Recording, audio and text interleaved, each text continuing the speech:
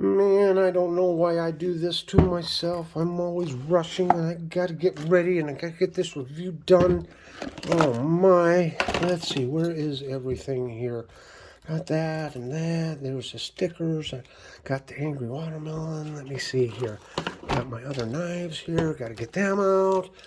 Oh, getting ready for a trip. Mrs. Knife Delights has no sense of humor. You know, I even picked this up and said, "Hey, Mrs. Knife Delights, does this make me look fat?" Well, hello, everybody, and welcome to another Fun Knife Friday here at Knife Delights. We got another fun one here today, because on today's Fun Knife Friday, we're going to be reviewing an electrician's knife. And I got this knife from Ray over at North Star Knife Reviews. He was the last one to review it. And he sent me a little note. He says, "Howdy, Tom. Hope all is well. Here's the Knipex knife. Not sure who it goes to next." Well, I'm sure we'll get that one figured out. "I'm also enclosing a fire steel. I make these when I have spare pieces of wood. Sorry the ferro rod isn't seated quite straight. It won't affect performance. No, it'll be more operator error than the ferro rod. I can guarantee you that. You saw in my last video, I need to practice with a ferro rod. So anyway, there's a coating on the ferro rod that needs to be scraped off before it will strike. Have a wonderful Christmas and a great New Year." And he signed it Ray. Well, Ray, the same to you. Right back at you, my friend. So this is a traveling knife. This knife was donated by JW there at GW Greenbaum, and it is the Knipex. And let me see here. RJ's Knives reviewed this.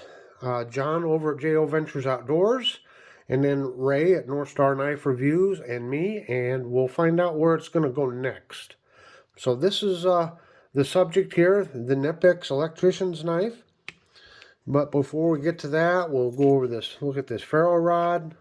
He makes these wooden handles. He's made a knife for me and a cap lifter for me. He does beautiful woodwork. So yeah, thank you very much, Ray. I very much appreciate that. And before I forget, here's another great example of craftsmanship, which I love about Ray. And we'll get to it here in a minute, but JO Ventures Outdoors and Leatherwork, both of these gentlemen just doing some fine work out there, and my hat's off to you guys. It's just fantastic. Before I go on here, he did send me a couple of stickers also. We got this blade sticker from SMKW, and he sent me another one, North Star Knife Reviews, and another one of his stickers right there. He included it in his package. So that's great. Always love to get the stickers. Let me see. Also, before I forget, Joe Ventures, I believe he's the one that made the lanyard here with the red and then the blue beads, which matches the color here. Well, I got to tell you, I wasn't quite sure how I was going to review this knife. The other channels, they've done a great review. Some of them have used the knife and talk about it is a good sharp blade. It has very great uses. As you can see, we got some sort of like a plastic handle here. And you got this cutout here. I'm assuming that's just for wire stripping. And if I remember right, the diamond cut out there, the diamond is kind of like a company logo. It's got the ram's foot blade. It does not look like a traditional electrician's knife. So what does a traditional electrician's knife look like? Well, oh man, I can't believe I did this. Hang on. Where'd it go? It ran off. It must be Oh, here we go. Ha ha ha. Yeah. You see, I'm going to reference a video that was made by John over there at Thrifty Knifty. He did a wonderful video on the history of the TL29 electrician's knife. Basically, that knife got its start back in around, 1917, 18 time frame, somewhere back in then. And it was a government knife, government contract, and you can see that TL29 stamped into it, and this is the basic TL29 pattern. Now, just because it has TL29 in the cover there doesn't mean this was actually issued to the military. They could have just, sold these in the hardware store, even though it had the marking on it. So, just because you see the TL29 doesn't mean it was actually used in the military. So here's another example of a TL29, or one stamped TL29 Camillus. And you'll see a slight difference there. You can see this one is centered here. This one has a TL29 up closer to the bolster, and it looks like a different font even. And then here's another example of a TL29 here by Camillus. So they're basically all the same knife. Now on these Camillus knives, the ones that I have, they have some sort of a, well, what do you want to say, plastic cover to them. They are not wood. So, yeah. So, Camillus, it seems like made a lot of them, or the Camillus brand seemed to be popular because when I go out looking for them in the antique stores, that's the ones I usually run across is Camillus. So some other examples of the traditional old electrician's knife. This is a Montgomery Ward's, or it says Ward's here. And you can see it's basically the very same knife. Only this has, I'm assuming, pack of wood covers. And this one's made by Utica. And they're still a great knife. I mean, they're a great knife to hold and to carry. And of course, I didn't show you yet, but they got the straight edge screwdriver blade there. And you can use that to strip wires with. So yeah. And let's see, I went over the Wards, Utica. Here we go. Here's Holub Electrical. And look at that nice hawkbill blade that came with theirs. And this has the plastic synthetic type covers to it also.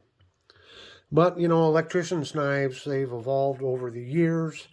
Here's a little one here, and I got to be careful because the cover came loose over here. But this is called the Electric Mate. And this was made by Rick Knorr out of Boston. So you can see it's still the kind of the same basic pattern. It does have the ram's foot blade to it, but it's much smaller. So it's almost more like a electrician's pocket knife than just a full-sized knife. And of course it's got synthetic covers to it here also. Another kind of upgrade or change would be this one here. This is by Imperial, and this one was manufactured over in Ireland when Imperial had knives made over there. And this is called the TM2. Let me double check that. I'm pretty sure it's called the TM2 model. So again, it's got a synthetic cover here. And let me see, let's check size there. It's just about the same size, but it's got this, ribbed, grippy spot here. It's indented. You can get your thumb and finger down in there a little better and get a good grip on it, pinch on it there. So here's just kind of a more modern take on it. And I have one other example here of an electrician's knife, and this is the Buck, what's this, a Workman or Workmate? The Buck Workman. So this is their version of an electrician's knife. Of course, it's got the ram foot blade, heavy serrations there, and yeah, it's a lockback.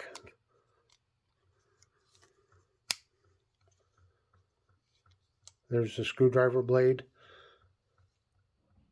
So it's got a lockback blade for the screwdriver. I didn't mention, but on the original design, the screwdriver blade, it's a liner lock.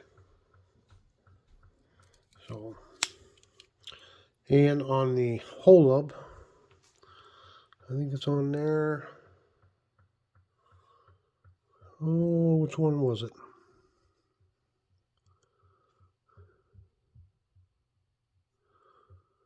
Well, one of them had it on there where you could just barely make out. They used to print on there to how to operate the liner lock.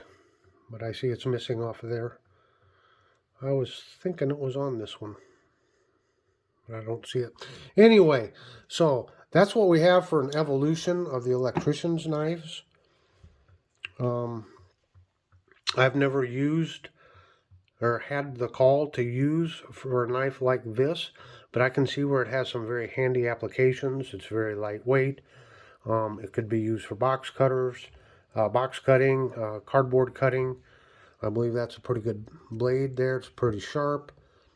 I don't know what the steel is, but it would make almost like a very nice utility knife. And I think this style of knife, a Knipex knife here, is designed for use over in Europe. So I don't know, what the European electricians, how they use this exactly. I do know that there are modern electricians' knives here in the States. They do not look like the TL29. So the pattern or the design concept has evolved. Okay, just stepping back and looking at it again, I'll just point out it's made in Germany. And if you look on the back side here, it says made in Solingen. So it comes from a very historic knife making district, that's for sure. Now, this is very timely to be able to get this knife to show you, because I did just start a series on this old knife. I'm going to be doing lots of experiments with this knife. I just posted a video here a couple days ago where I soaked it in Dawn dishwashing liquid to see how well that would flush out in between the springs and such. So I'll leave a link to that video in the end screen. And in the description box, once again, I'm going to, an ode to TK. I'm going to put a link to TK's wonderful video on the history of the electrician's knife. He just did a wonderful job. There's no reason for me to repeat it. So anyway, everyone, here I am, can't talk again. That's what makes my Fun Knife Friday videos so fun, is because I usually can't talk and I stammer, and then, yeah, okay. Let's try this again. All right, everybody, I want to remind you to check out TK's video. I'll put a link in the description box where he gives a wonderful history of the TL20. Oh my goodness, let me try this again. Okay, Fun Knife Friday, take 23. So I hope you've enjoyed this video. Just leave you a reminder to check out TK's video. I'll leave a link in the description box. His video is, well, it's just a wonderful account of the history of the TL29. And you'll be able to see this. And we've seen all these different evolutions here of the pattern and the concept. And all the way up to this German-made Knipex. So until next time, everybody have a very fun week.